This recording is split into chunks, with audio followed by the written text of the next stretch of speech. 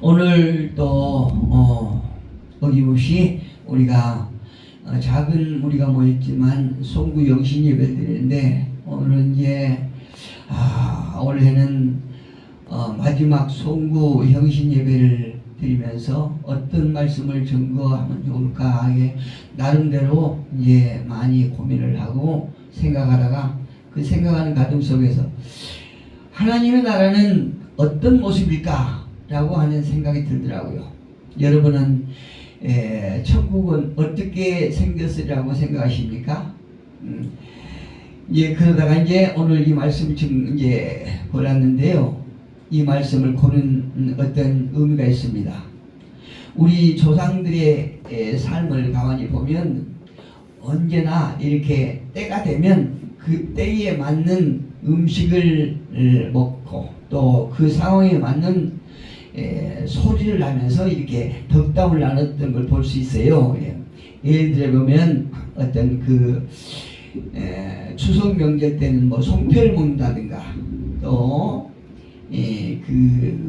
새해 설날에는 어떤 색동옷을 입고 또 덕담을 한다든가, 또 정을 되어버리면은 또 이렇게 윷놀이를 하고 또 어떤 건가리를 먹고 이렇게 하지 않습니까? 때마다 그 상황에 맞게 음식을 먹고 또 그에 맞는 노래를 부리고 또 덕담을 하는 걸 볼 수 있어요.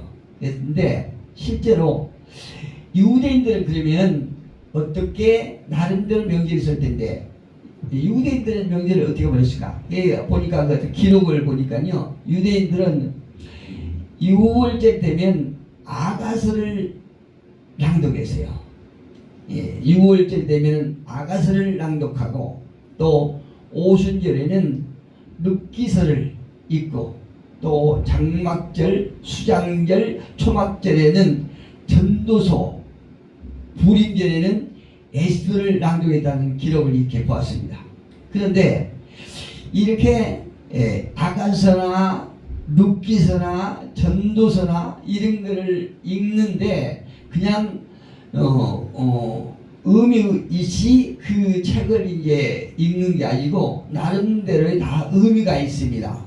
다시 말씀드리면 아가서는 옛날에 이스라엘이 애굽에서 해방시켜 주신 하나님의 사랑을 생각하면서 남녀간의 뜨거운 사랑을 그린 아가서를 읽었어요.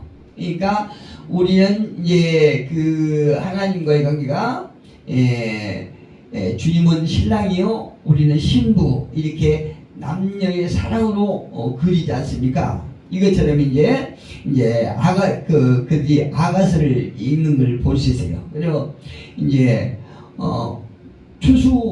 첫 추수하게 되는 초실절이 되면 너무나 이제 그들 삶이 이제 빈궁한 가운데서 효도했던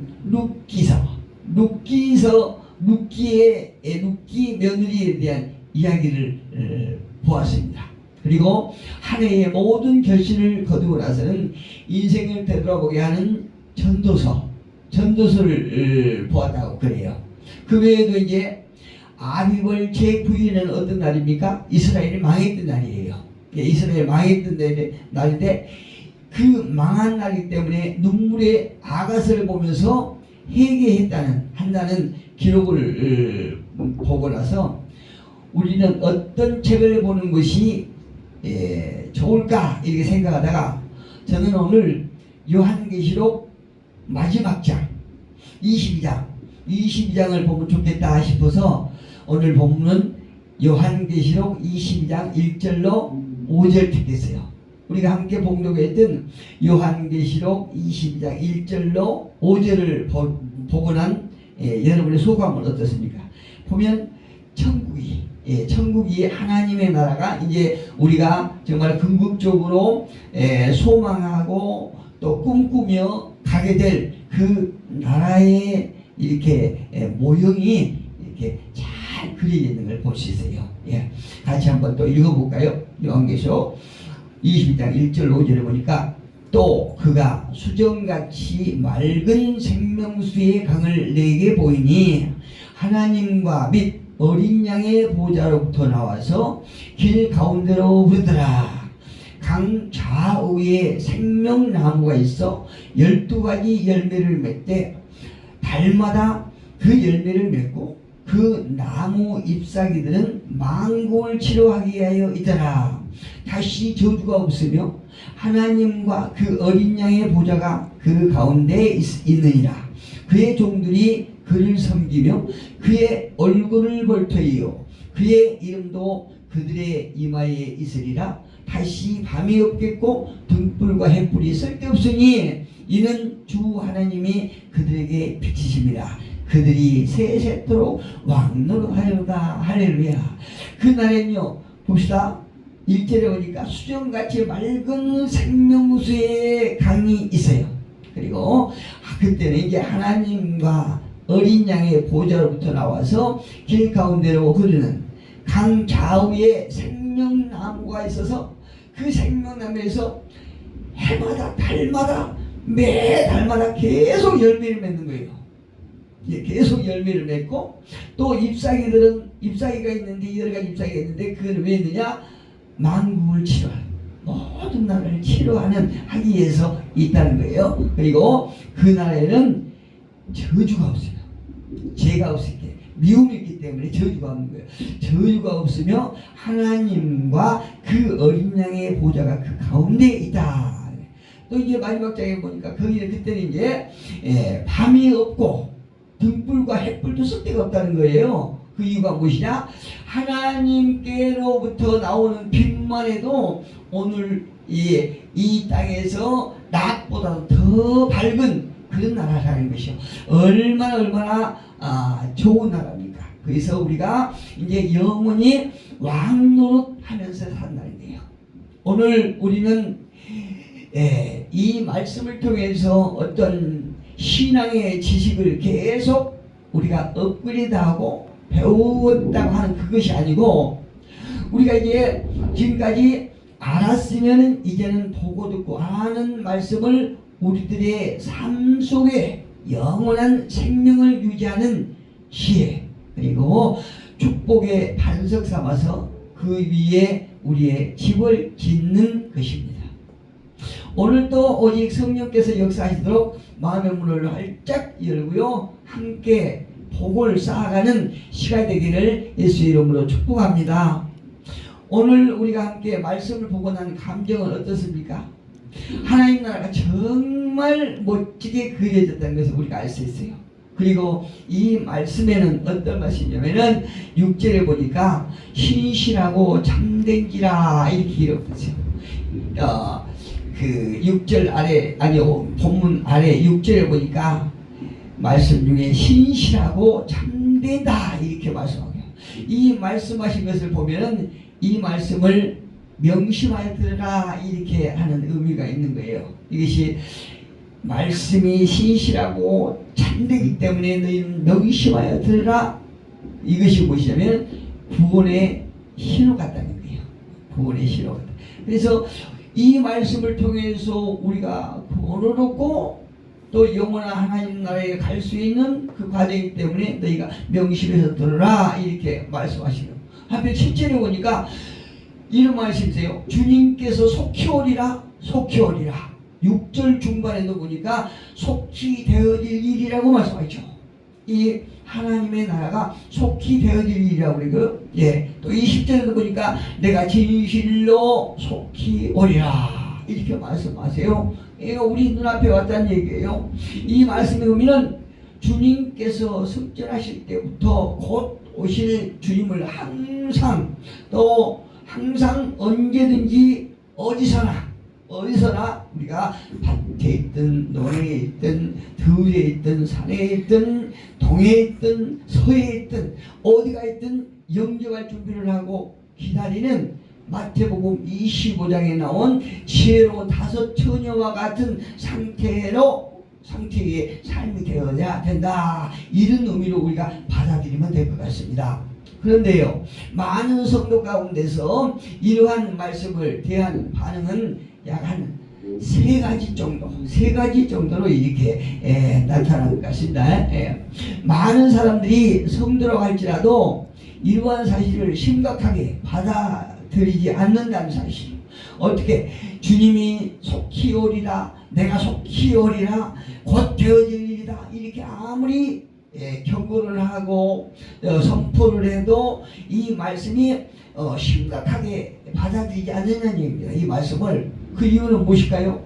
그래서 아니 수천 년에로부터 곧 오신다고 심판이 곧 이룰 것이다 이렇게 계속 하셨는데도 아직도 세상이 심판이 가까운 것 같지 않거든요. 그렇기 때문에 주님께서 곧 오시겠다 하시는 그 경고의 말씀을 심각하게 생각하지 않는다는 거예요. 아무리 성경에서 주님이 오실 때가 가까워졌다 이렇게 말씀을 하셔도 믿지 않는다는 거예요. 심각하게 여기지 않는다는 것입니다. 그런데 이런 사람들은 언제 어느 때 어디에 이 심판이 임할지 대해서 신경을 거두고 세우고 있습니다. 아니 두 번째 류에 이게 성경 노아 홍수 때도 이런 정보를 주고 있지 않습니까? 노아를 통해서 심판이 이루어질 것이다, 실을 것이다. 그래 계속 노아 입술을 통해서 경고를 해도 그들은 뭐 하나님하고 아무 상관이 없는 자기들만의 세계를 갖지 않습니까? 시가고 장가가고 먹고 마시고 그랬지요. 그때 이미 우리가 오늘 이렇게 얘기하는 노아를 통해서 계속 정보를 주고 있어요. 주님이 곧 오실 거라고. 근데도 극소수의 사람들은 이러한 성경의 말씀을 심각하게 받아들이고 받아들이지 않았다는 얘기입니다. 그런데 어떤 사람은 이 심판의 때가 언제 어느 때 어디에 이런 심판이 임할지 계속 심각하게 보는 그런 사람들도 있어요. 그것에 아주 신경을 쓰고 한 자리에 모여서 오직 하나님께서 기뻐하실 그 기도 시간만 계속 갖고 있는 거예요. 충실하게 우리가 예전에 그런 그 분류가 있었었죠. 모든 재산을 다 이렇게 갖다 바치면서 그러니까 모여서 오직 기도에만 힘쓰는 자신들의 현재 처해 있는 그 어떤 현실에는 전혀 이렇게 신경 쓰지 아니하고 오직 주님이 오실 그때만 곤두세우고 그 시기 또 언제 임할지 어느 곳에 임할지 모르는 이런 곳에만 신경이 곤두세워서 어떤 현재의 삶을 이렇게 좀 비현실적으로 살았던 이런 단체가 이런 사람들이 있습니다.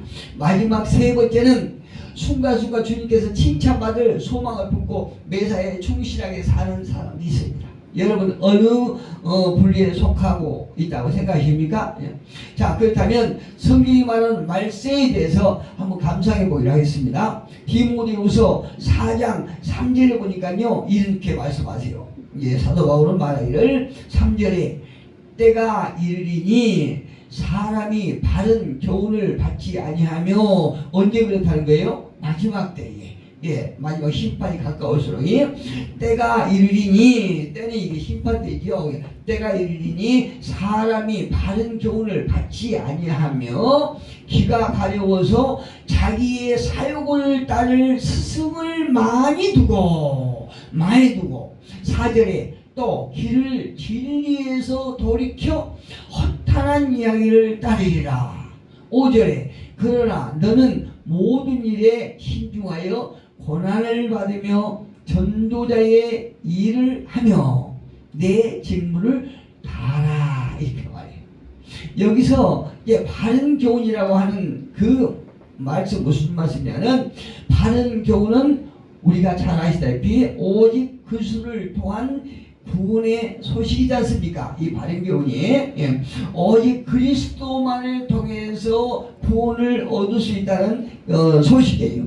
이 소식은 기쁘고 복된 소식이죠. 그러니까 여기서 사도 바울이 디모데에게 하시는 말씀 속에서 바른 교훈이에요. 근데 이 그리스도를 통한 구원의 기쁜 소식을 받지 아니한다는 거예요. 마지막 때가 될수록. 그리고 반대로 귀가 가리워서 자기의 사욕만을 따를 스승을 많이 둔다고 해요. 막 하나님이 여기 있다 저기 있다 하면서 자기의 어떤 육체 감정적인 것, 자기의 사욕을 채워줄 수 있는 이런 말, 이런 스승을 따르는 때가 온다는 거예요. 또 4절에 보면 또 길을 진리에서 돌이켜 허탄한 이야기를 따르라 이렇게 말씀하죠. 재림이 가까울수록 복음을 거부하는 일이 생긴다고요. 여러분, 우리 주변에 현재 그런 상황이 이렇게 진행되고 있지요. 갈수록 많은 사람들이 교회 안에서도 알곡과 쭉정이를 가리는데, 쭉정이들은 다 이게 그 세상 풍파에 떠나가고 흔들리고 세상으로 가지 않습니까? 또 세상에 옛날에 우리가 막 전도할 때 그때 어떤 복음을 받아들이고 이때는 지나고 지금 복음을 거부하는 이 시대가 이미 우리 삶 속에 접어들었다는 얘기입니다. 재림이 가까울수록 복음을 거부하는 일이 심해진다고 그래요. 그러면 디모데 전서 한번 가봅시다. 디모데 전서 가보면은 사도 바울이 어떻게 말을 했는가? 디모데 전서 4장 1절 이하를 가보니까, 그러나 성령이 밝히 말씀하시기를 후일에 재림 때, 예수님의 재림 때 어떤 사람들이 믿음에서 떠나 미혹하는 영과 귀신의 가르침을 따르리라 하셨으니, 이 말씀 무슨 말씀입니까? 그 위대하심에도 불구하고 이단 사상이 심각하게 일어날 것이라고 그래요. 이대하신 그분이 누굽니까? 3장 16절에 보니까 크도다 경건의 비밀이요 그렇지 않다 하는 이 없도다. 크도다 경건의 비밀이요 그렇지 않다 하는 이 없도다. 그는 육신으로 나타난 바 되시고, 하나님은 말씀하시죠.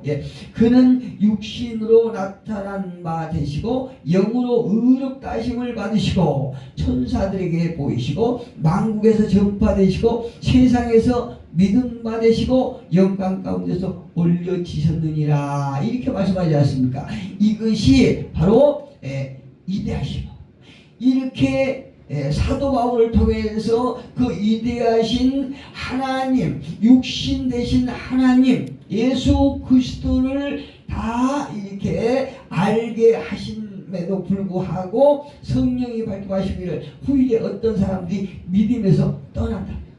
믿음에서 떠나서 오히려 미혹하는 영과 귀신의 가르침을 따른다. 영지주의를 얘기하는 거예요. 영지주의 혹은 혼합 종교. 여러분, 기독교의 어떤 그 교리에서 자신들의 어떤 주체 사상을 만드는 어떤 통일교나 신천지 이런 어떤 그 이단들이 막 성행하는 거예요.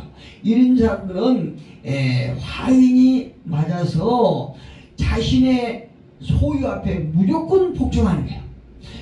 자신이 자기들의 유혹을 위해서는 상식과 도리가 없는 거예요. 오직 자기의 유익만을 위해서 이렇게 많은 사람들에게 현혹시킨다는 것입니다. 그렇다면 우리는 어떤 마음의 자세로 말세를 살아야 할까요?